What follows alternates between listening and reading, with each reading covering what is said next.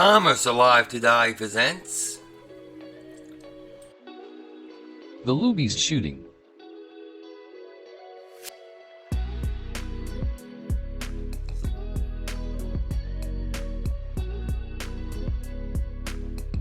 On October 16, 1991, 35-year-old George Hennard, an unemployed former merchant seaman, drove a blue 1987 Ford Ranger pickup truck through the plate glass front window of a Luby's cafeteria in Killeen, Texas at 12:39 p.m. October 16 was Boss's Day, and the cafeteria was unusually crowded with around 150 people.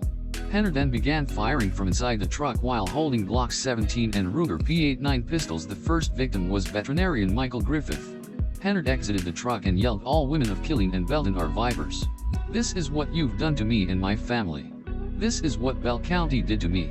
This is payback day." He then opened fire on the patrons and staff with both pistols. Hennard then circled around the cafeteria, selectively picking his victims. Hennard said "you bitch" to a woman before fatally shooting her. Hennard saw another woman hiding underneath a bench near the serving line of the dining area and said, "Hiding from me, bitch," before shooting her dead with his rage. Hennard then approached Steve Ernst, who was hiding underneath the table, before shooting him in the stomach as he rolled over. The shooter then approached a baby and a woman. He barked and yelled at the woman, saying, "You with a baby. Get out before I change my mind." The woman ran out holding the baby in her arms. After the woman left, Hennard shot Ernst's wife in the arm, which went clean through and instead killed 70-year-old Venice Ellen Hennard, Ernst's mother-in-law. During a brief lull in the shooting, Hennard approached the table of 28-year-old Tommy Vaughn in the rear of Luby's cafeteria. Huddled on the floor beside a window, Vaughn threw himself through the rear window of the cafeteria, creating an escape route for others. Dozens of people pushed, shoved, and knocked each other down to the floor as they made their escape from the building. When police arrived a few minutes later, a third of the victims had managed to escape the cafeteria during the mass shooting. Hennard reloaded at least 3 times before police arrived and engaged in a brief shootout. Wounded, he retreated to an area between the 2 bathrooms where hiding and had blocked their doors. Police repeatedly ordered Hennard to surrender, but he refused, saying he was going to kill more people. Hennard was shot twice more by police in the abdomen. Having depleted ammunition for one of his weapons and his injuries growing more severe, he shot himself in the head with a final bullet from his gun.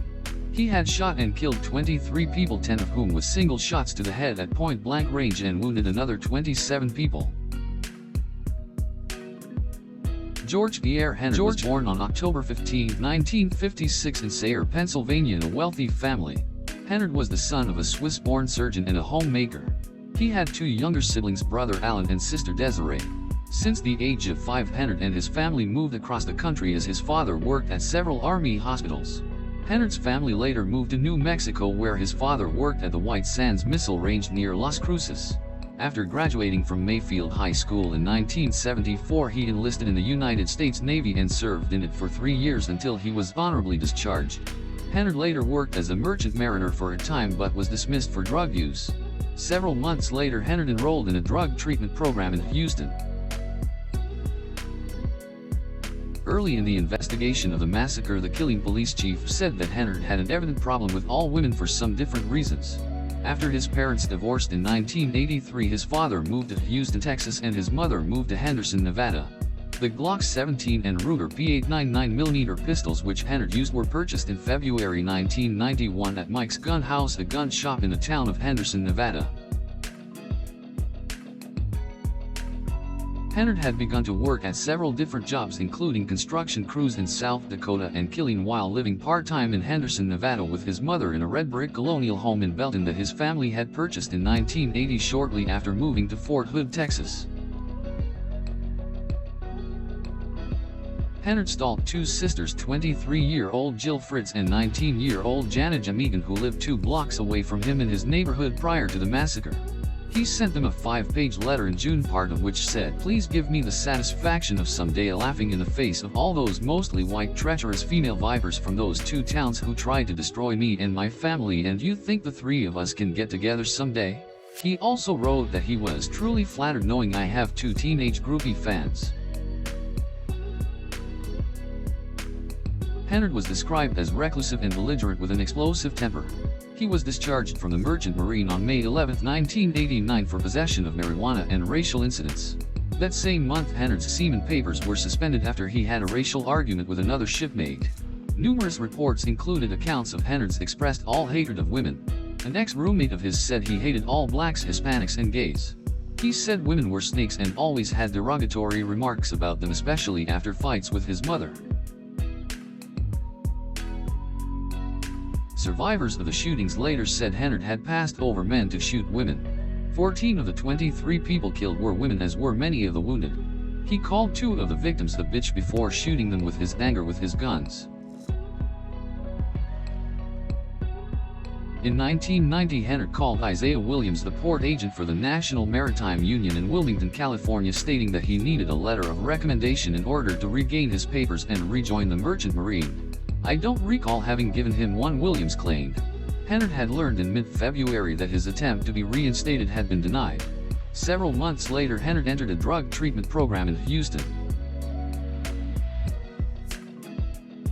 Around 2 months before the shooting, Hennard entered a convenience store in Belton to buy breakfast.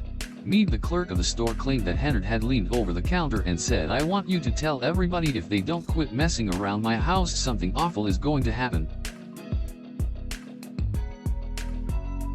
A week and a half before the shooting, Hennard collected his paycheck at a cement company in Copperas Cove and announced he was quitting. Hennard also wondered aloud what would happen if he killed someone. He got to talking about some of the people in Belton and certain women that had given him problems, the co-worker Bubba Hawkins claimed.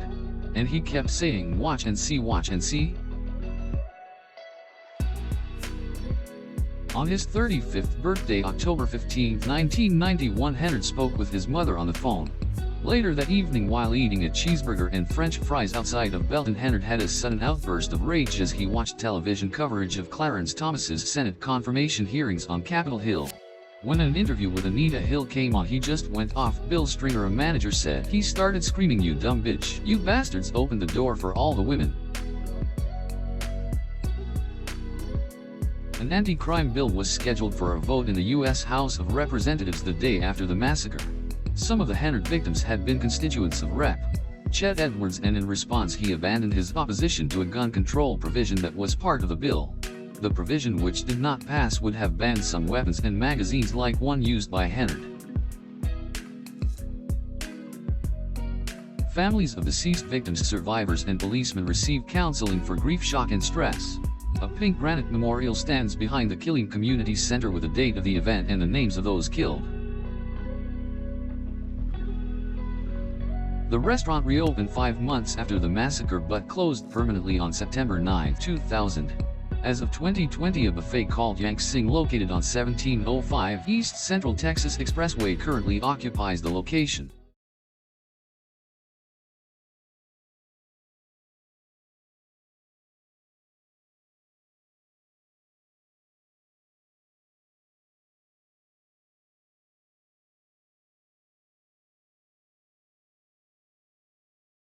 If you have any fond memories, please indicate it at the comments below.